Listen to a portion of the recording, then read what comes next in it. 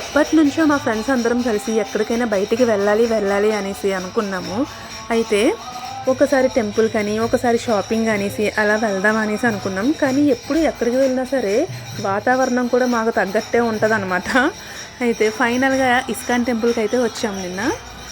Auto book చేసుకొని ISKCON టెంపుల్‌కి అనేసి ఇక్కడ బుక్ చేసుకొని దిగాము. మేము వచ్చేసరికి 11:40 అలా అయ్యింది. 11:40 అయ్యింది కదా, క్లోజ్ ఉంటుందా ఏంటో అనేసి అనుకుంటానే వచ్చాము. గుడి అయితే ఓపెన్లోనే ఉంది కానీ ఆ గర్భగుడి ఉంటుంది కదా, అది మాత్రం కర్టెన్తో క్లోజ్ అయితే చేసేసారు. చాలా సేపటి వరకు అసలు ఓపెనే చేయలేదన్నమాట. అక్కడ ప్రవచనాలు అవి ఇవి అన్నీ ఇంకా చెప్తూనే ఉన్నారు, కృష్ణుడి కథలు అవిను. అవన్నీ వింటూ కూర్చున్నాము. అలాగా 12:30 అలా అయిపోయింది.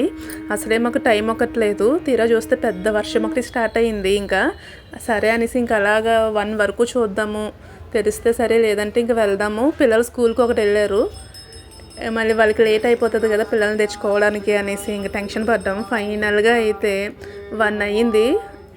కరెక్ట్గా 1కి ఓపెన్ చేశారనమాట. చూడండి అక్కడ నైవేద్యాలు కనబడుతున్నాయి కదా, ఎవరైనా అబ్జర్వ్ చేశారా?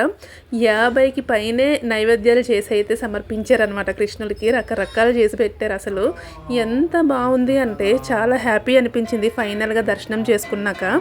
చాలా ఇయర్స్ తర్వాత నేను ఇస్కాన్కి వెళ్ళా. నేను రాజమండ్రిలో ఉన్నప్పుడైతే డైలీ ఫ్రైడే ఖచ్చితంగా అభిషేకానికి అయితే నేను కంపల్సరీ వెళ్ళేదాన్ని అనమాట. ఫైనల్గా అయితే కృష్ణుని చూసారు కదా, ప్రసాదం కూడా అక్కడే తినేసి వచ్చేసాము. బాగా జరిగింది.